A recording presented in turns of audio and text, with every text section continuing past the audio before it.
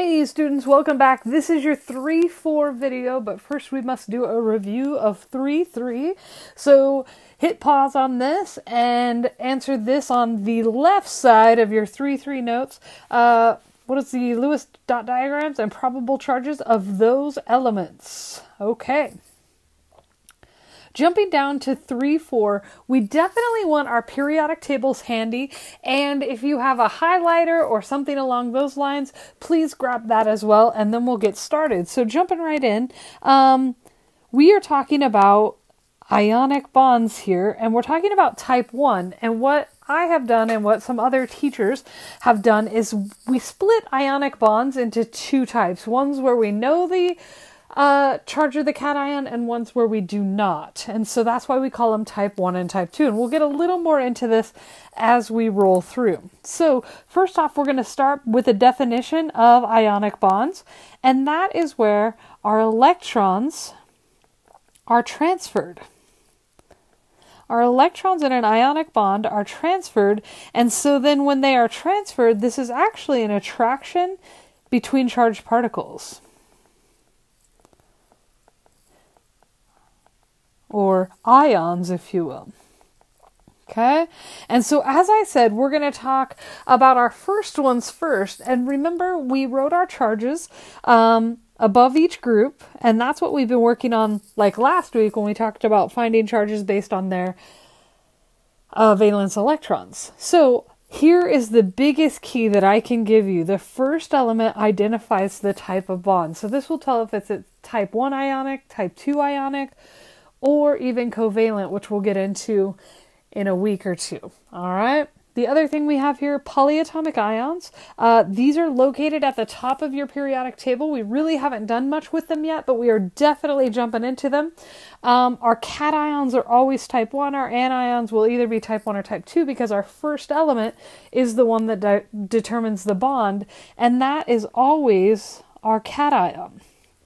Okay, so we're going to jump in and we're going to start with naming, and here we go. So our type 1 ionic, this is where we know the charge of the cation. These are the ones that we colored in as type 1s. Mine on my periodic table are green. Yours are whatever color you colored them in, but this is like group 1, group 2, group 3, a little bit of group 13, all right, and then zinc and silver. Okay, so here's what we do. To name these, the first thing that we do is we write the name of the cation, then we write the root of the anion, and then we add the suffix "ide," I-D-E. If we have a polyatomic ion, we never change the name of the polyatomic ion. So let's go ahead and get started trying some examples here. All right, so I started with one we knew because hopefully that'll help us learn how to name it because we already hopefully know the name. So the first thing I want you to always do is we're always going to check this element right here, the first one listed. Na, if we find that on our periodic table, we have colored that in our type 1 colors. All right, so we name it via type 1. So we're going to write the name of the cation. Our name of our cation is sodium. All right, then we write the root of the anion. Well, Cl is chlorine. The root of chlorine is chlor. So we're going to say chlor. And then you add the suffix IDE. So sodium chloride. That's the name of that compound. All right, pretty simple. So now let's try another one. This time we have Ca. So we check Ca on our periodic table. Yep, still type 1. So we continue naming via this way. So write the name of the cation.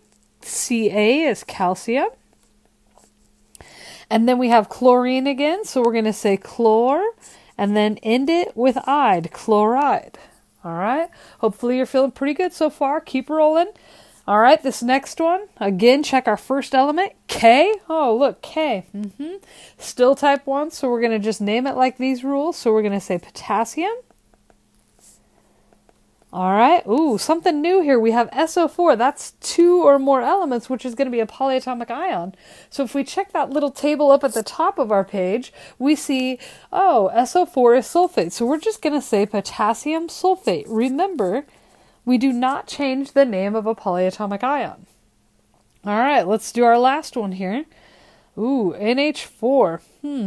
That is more than one element. So we're going to say, look at the top. It's +1. It's ammonium. So we're going to write the word ammonium. And then we find PO4 also at the top, and that's phosphate. So we're just going to say phosphate. At this point, I encourage you to hit pause and then go do the homework with the naming for type 1, just so you can do it while it's fresh in your head, okay? So after you've hit pause, let's talk about writing formulas. Now, writing formulas for ionic compounds is always going to be the same, so we don't need to identify whether it's type 1 or type 2. And so our name will kind of always also tell us. So very simply, our first step, all right, is we're going to translate names to symbols. Okay, then we're going to write our charges as superscripts. Superscripts are the numbers up top. And then we're going to crisscross numbers, not signs, and reduce. We will see that. We're going to use parentheses around polyatomic ions if there's more than one. And so let's try some examples here. Okay, so go into our periodic table. I've got strontium chloride. So I find strontium. There it is, Sr. So I'm going to put Sr right there. Then I have chloride, which we saw above. Chlorine becomes chloride. So the symbol for chloride is Cl. When it becomes an anion, it's got the ide on it. Okay? That's step 1. Step 2 says to write the charges. Well, above strontium, we have a +2. All right? Above chlorine's group, we have a -1. And these are those charges that we figured out how to do with our Lewis dot diagrams last week. Okay, now our step says crisscross numbers, not signs. So we're just going to crisscross the numbers. So we're going to take this 1 and put it right down there. We're going to take this 2 and put it right down there. Numbers, not signs. So we're going to have SR1, Cl2. It says reduce if possible. Can we take anything out of there besides a 1? No. So this is our formula. You can write it as SrCl2 or SR1Cl2. Either of these answers would be acceptable. Okay, let's try another one. Now we've got magnesium. Go back to our red here. We've got magnesium, which is Mg. All right. Then we have oxygen, which is O. All right. Magnesium is +2. Oxygen is -2. Okay, so here's where our crisscross comes in. Remember, take the 2 down, take the 2 down. So now we have Mg2O2. Well, this is where we can reduce, right? We can take a 2 out of each, so we're going to do that. And we're just going to be left with MgO. That's our correct formula. Okay, let's try another one. All right, this time we have beryllium. Beryllium is Be. All right. Then we have chlorate. Maybe we haven't seen this one before, but chlorate is one of our polyatomic ions up at the top. And that formula up there is ClO3, not Ci. Cl, chlorate, chlorine. All right. So Be is +2. Chlorate is in the -1 column, so we do that. Okay, now we crisscross our numbers. We've got 1 going down there. We've got 2 going here. But we can't write Be1ClO3 2, right? Because that looks like we have 32 O's, which is incorrect. So we put parentheses 2. So that is our correct formula. Again, we could also say Be parentheses ClO3 parentheses 2. Awesome. And last but not least, we have aluminum sulfate. So aluminum is Al.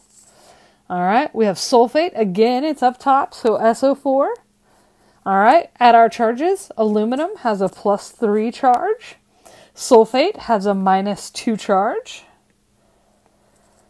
All right, we crisscross our numbers. 2 down, 3 down. So now we have Al2 parentheses SO4 3. All right, if you feel fairly comfortable with this, I'm going to have you hit pause. For those of us that would like a little more math explanation, we're going to spend just a couple minutes on that. If you're done, go ahead and get started on your homework. It's very simple. Okay, for those of us that would like a little bit of the math explanation, let's look at that Al one. each Al is plus 3. Each SO4 is minus 2. Our end goal is to try to get their charges when we add them together to equal 0. So right now, they don't equal 0, right? If I add another SO4, right, that gives me -4 on this side, and a plus 3 still doesn't work. So what if I add one more SO4 and then another Al, right? That gives me plus 6 here and minus 6 here, which when we add them up, that gives me 0. So technically, I need 2 Als to balance out 3 SO4s.